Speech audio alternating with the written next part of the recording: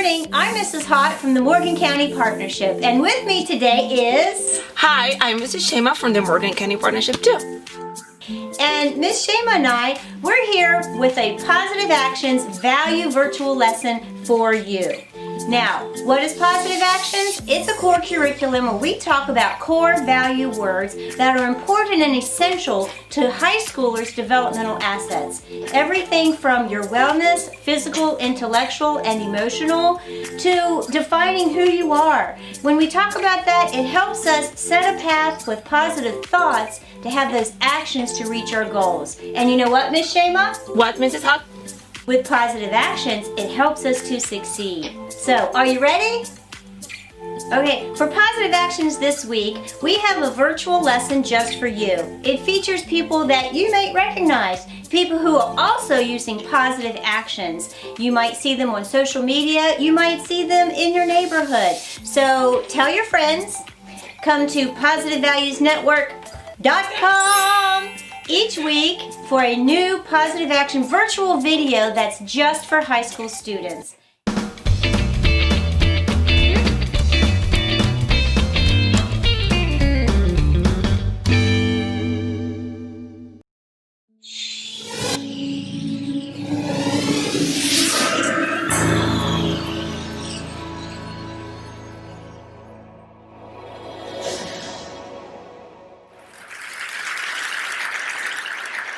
I was one of the only kids in college who had a reason to go to the P.O. box at the end of the day.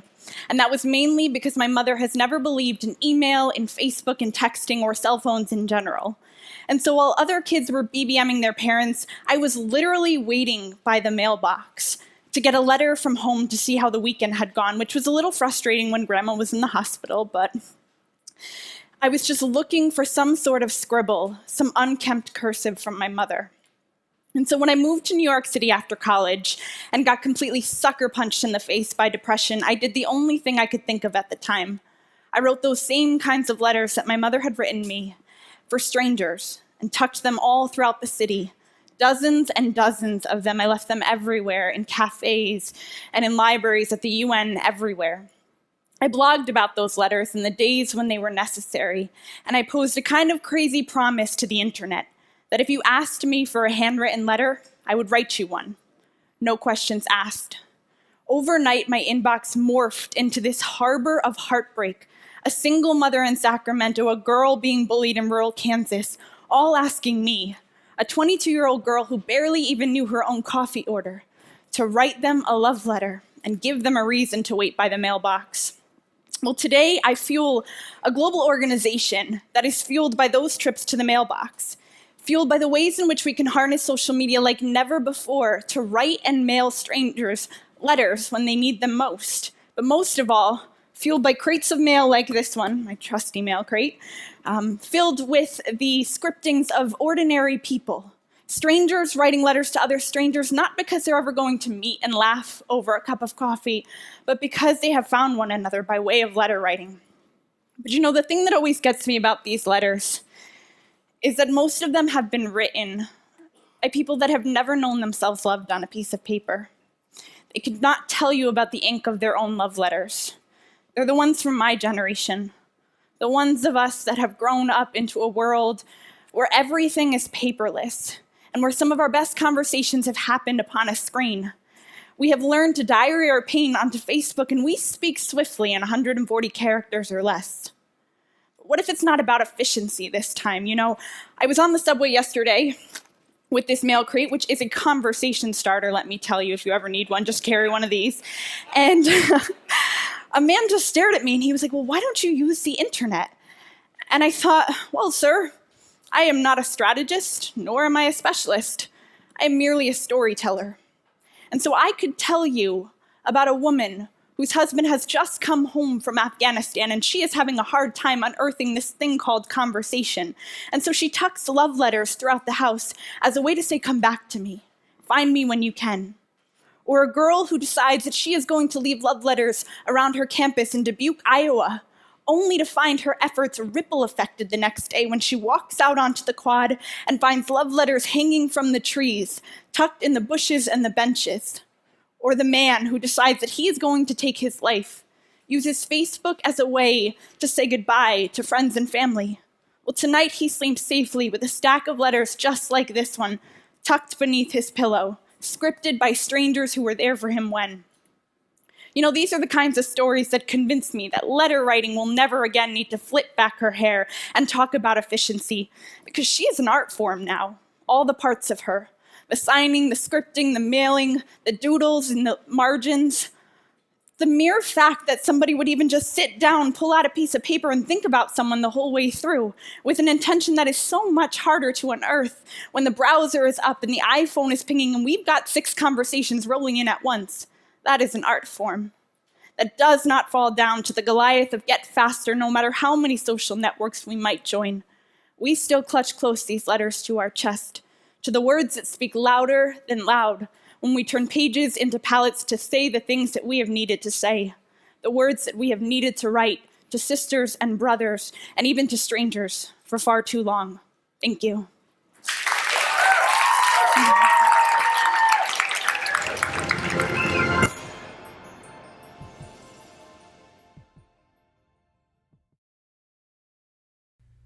Let's take a look at some positive actions for high school. It is Team Talk About It time with Mrs. Hott from the Morgan County Partnership.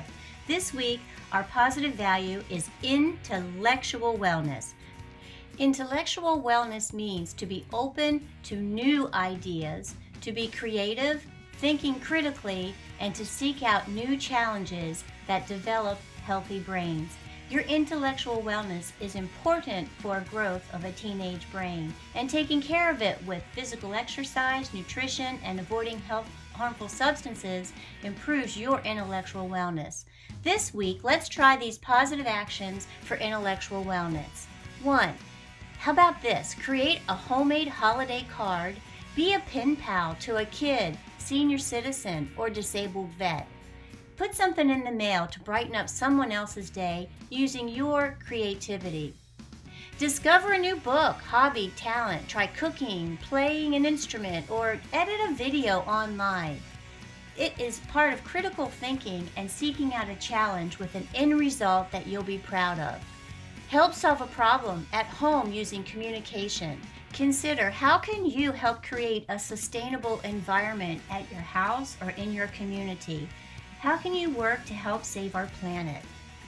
Also, be inclusive and encourage diversity among others. Maybe text a teen that's not on your group chat this week. How do you feel when you focus on others? Use your brain to be creative and do positive actions to help your intellectual wellness and the wellness of those in your home, school, and community. It's a positive action. Remember, you are unique. You, teenager, you're important, and you're wonderfully made. We love you. ¿Y qué significa tener bienestar intelectual? ¿Qué es eso del bienestar intelectual? Salud mental, bienestar intelectual. Significa estar abierto a nuevas ideas, ser creativo. Ser creativo. Lo diferente no tiene por qué ser malo, no. Lo diferente no es malo. Tener juicio crítico e independiente es importante. Es bienestar intelectual. O perseguir nuevos retos que desarrollen nuestros cerebros más fuertes e imaginativos.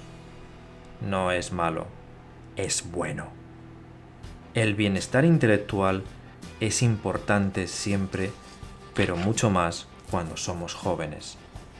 Así que te proponemos los siguientes retos esta semana.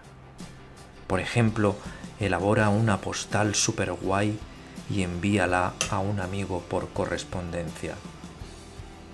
O descubre un nuevo libro que te pueda apasionar. Crea algo nuevo cocinando o haciendo música, o un corte de pelo, o algo artístico, o jugando al ajedrez, o corriendo por la montaña. Grábalo, grábalo, grábalo y compártelo. Comparte así tu creatividad.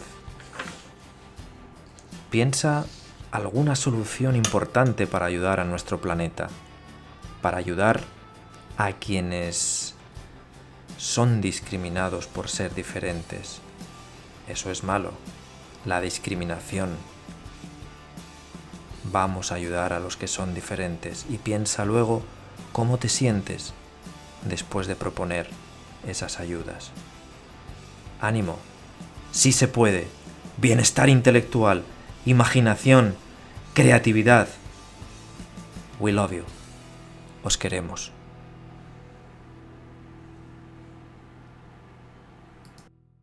Hello, high schoolers. It's Mrs. Hott. I'm here with you again for a special message from Virtual Positive Actions. The Morgan County Partnership wants to welcome you, high school students, to a virtual lesson, and we need to talk about some things. You got a sec? Let's get started.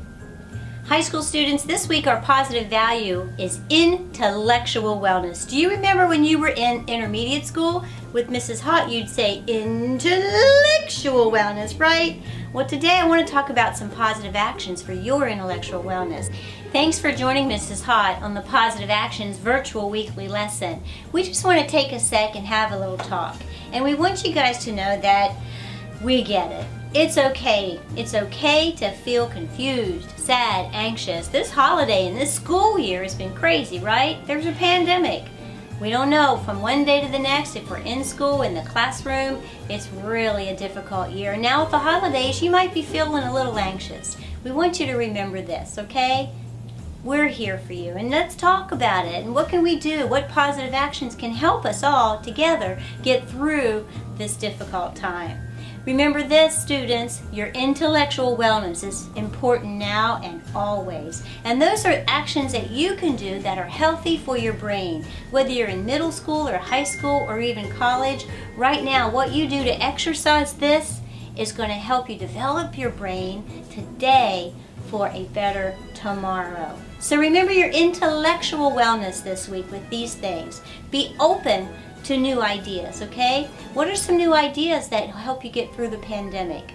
Some things we can listen to some of the experts and say the things with masks, staying distance. Those are things that'll help us with the pandemic. But while you're home, maybe you're isolating, maybe you're quarantining, you need new ideas every day. What's something different that you can do today that you didn't do yesterday? Maybe it's calling somebody in your classroom. Try that. Call someone that's not on your friend list. Try that. Send them a text, send them an emoji. Make someone happy, it'll make you happy too. Try a new idea. Be open to something different. Be open to other people's ideas. Middle schoolers, high schoolers, that's really important right now, okay? Consider that other person and what they're going through and be open to their situation as well. Be creative, okay? That's great for your intellectual wellness. What creative things can you make and do? Maybe music, art.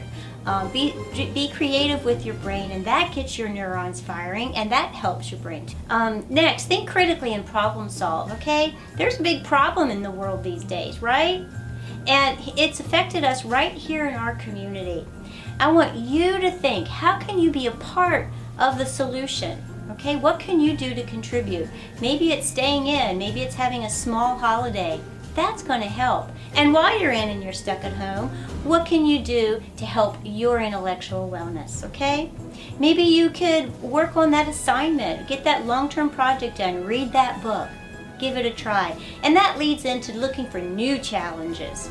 Now, Mrs. Hott's been home and I've tried some new things online. So there's a wealth of things there. And if you ever need help, let us know. You can email us at the Morgan Partnership or you can give us a call. And we want to hear from you. How are you guys doing? Do you have any ideas?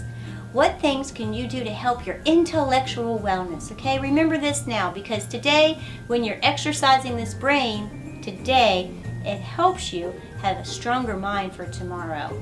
And those actions help you feel better too. Give it a try. Thanks. Have a good day. Hey, Miss Shema, what did you think of that video?